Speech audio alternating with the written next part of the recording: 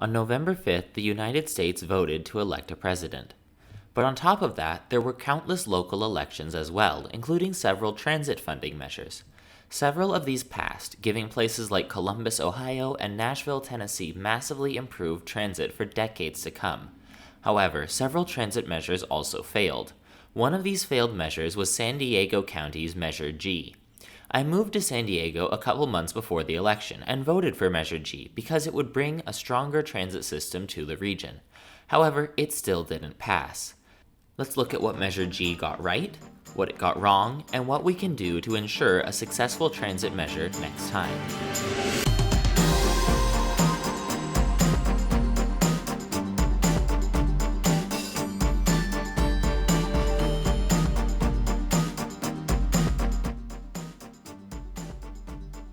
First, let's look at what Measure G included.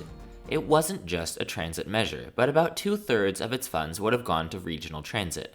Measure G was a 0.5% sales tax increase across San Diego County, intended to fund transportation systems throughout the county. About 50% of its revenue would have gone to transit capital projects. This would have included extending the trolley system to the airport, a long-awaited expansion that has been talked about for decades. It would have also included funding for the Purple Line project, a north-south line running east of downtown, allowing for easier crosstown connections. It would have also included heavy rail improvements by moving the tracks used by coaster commuter trains, Amtrak, and freight trains away from the collapsing Del Mar Bluffs. In addition to rail, the plan would have included funding for additional rapid bus services and security improvements at transit stations. Another 12% of Measure G was dedicated to transit operations. The priority with this was to operate a more frequent bus and rail service throughout the region, which would have been a welcome improvement. The money would have also gone towards maintaining free fares for youth and introducing free or reduced fare programs for those with low incomes, seniors, veterans, and disabled riders. The remainder of Measure G was for roads and highways, both in terms of pothole repair and other fixes to local streets, as well as improvements to highways with the goal of creating better fire evacuation routes. So, what went wrong? Why did Measure G fail? The first problem was marketing.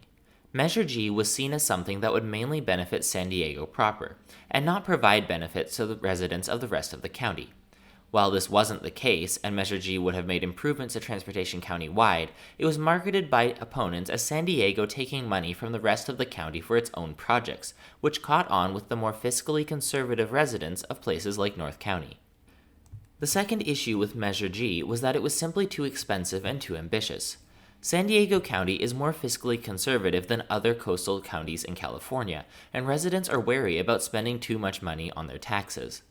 While a 0.5% sales tax increase wouldn't be the biggest impact on the wallet, and Measure G taxes would not apply to many essential goods, it was easy to convince people that Measure G would cause them to spend more money. In fact, the opposite is true, as transit tends to increase affordability and boost the economy, but marketing against taxes is always easy to do.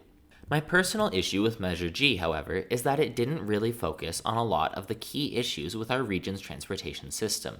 For one, it was too car-centric, spending 1/3 of its revenue on improving roads and highways that are already too big and too pervasive.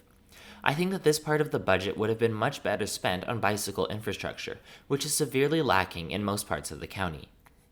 The main issue, however, is that the measure focused on flashy rail and highway projects while ignoring local transit services, which have long been suffering in San Diego County. We don't have a terrible transit system here, but for a metro area of over 3 million, we could be doing a lot better.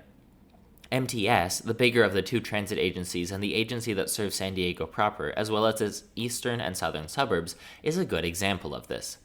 There are a few corridors of frequent service where buses run every 15 minutes on weekdays. However, most of those corridors only see buses every 20 to 30 minutes on weekends. The rapid bus routes aren't ideal either. They're mostly fairly slow, not very competitive with driving, and only 3 of them run frequent service 7 days a week. Service also ends fairly early, with last buses and trolleys leaving around midnight. There is no service at all in San Diego between 1 a.m. and 5 a.m., making it one of the largest cities to have no form of overnight transit service. Many local bus routes also don't run on Sundays or on weekends at all, leaving large coverage gaps during these times. The routes that do run on weekends tend to have significantly reduced service, with most bus routes ending around 8 or 9 p.m. on Sundays. Finally, coverage of the network as a whole isn't great.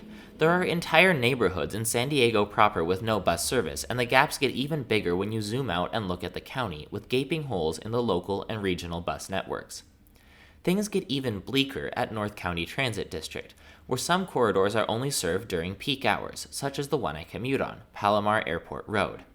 Coverage, frequency, and span struggles are more present in North County than they are at MTS.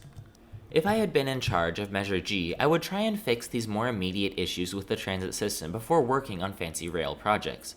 For example, while I'd love rail to the airport, I'd much rather see the 992, the airport bus route, run more frequently in the evenings and continue to run overnight. And while I'd love to see the Purple Line ensuring each of its future stations has frequent bus service would be a stronger priority. It's not really possible to have a successful rail system if you don't also have a strong bus network to feed it. Strong bus networks are one of the main reasons behind the success of rail systems in cities like Vancouver, where frequent bus service feeds into SkyTrain stations. In San Diego, meanwhile, many trolley stations have no bus connections at all, leaving riders with no choice besides walking or biking. To be clear, I'm not opposed to building out a bigger rapid transit and rail system in San Diego County. However, I think that there are things we need to prioritize before we do that. First, we need to have transit coverage throughout the county. We need bus routes to each neighborhood with connections to other bus routes, rail lines, and key destinations. We also need to introduce free fare programs for those who can't afford to pay transit fares. If we want to reasonably expect people to pay their transit fares, we have to offer options that are feasible for those who can't afford it. Second, we need these bus routes to run later into the evening and run every day of the week. Ideally, every bus route in the system should run between 6 a.m. and 11 p.m. or later, from Monday to Sunday. Third, we need frequency, and not just on weekdays or during peak hours. Frequent service needs to run every 15 minutes or better for the entire week, including into the evenings. If we want to have a useful transit system, it can't just be convenient for a 9 to 5 commute. It has to be convenient all of the time for all types of trips. Fourth, we need to start running overnight bus service. At a minimum, this service should run along the same corridors as the trolley lines and other high-capacity corridors, providing replacements for the busiest corridors overnight. However, we should also work towards adding overnight service to all routes that run frequently during the day, allowing riders to rely on transit no matter when they're traveling. Fifth, we need to improve the rapid transit and rail lines that we already have. Rapid bus routes should run frequently at all times, with service every 10 minutes or better. The same goes for the trolley, which currently runs every 15 minutes on most lines most of the time, and every half hour in the evenings. Even the coaster commuter train should see more service since it currently runs roughly every 2 hours midday. Having service on this important regional rail link every 30 to 60 minutes would be a major improvement for mobility county-wide. Once we've made these 5 key improvements, it could be time to introduce new rail lines. The Purple Line and Airport Trolley will be great projects and will introduce convenient, high-capacity transit options to high-demand destinations. This will help us to reduce car dependency, and since it's Southern California, you know we desperately need to.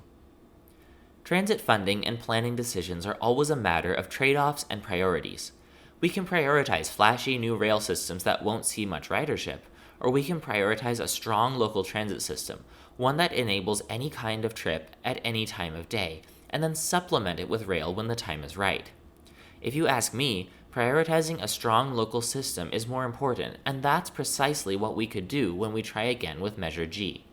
Instead of a 0.5% sales tax that would mostly fund rail, we could propose a lower sales tax increase, maybe around 0.3% to start, and use it for improving bus operations throughout the county.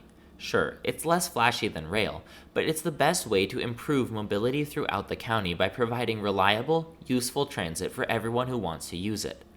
Buses cost several times less money than trains to build and run, and building a high-quality bus transit system would require a much lower budget than a rail-based system. This is more likely to sell with cost-conscious voters and will lead to more bang for our buck in terms of creating actually useful transit services countywide. And once we've built this strong local transit base, we can supplement it with rail and create a more successful and well-used rapid transit system for the entire region.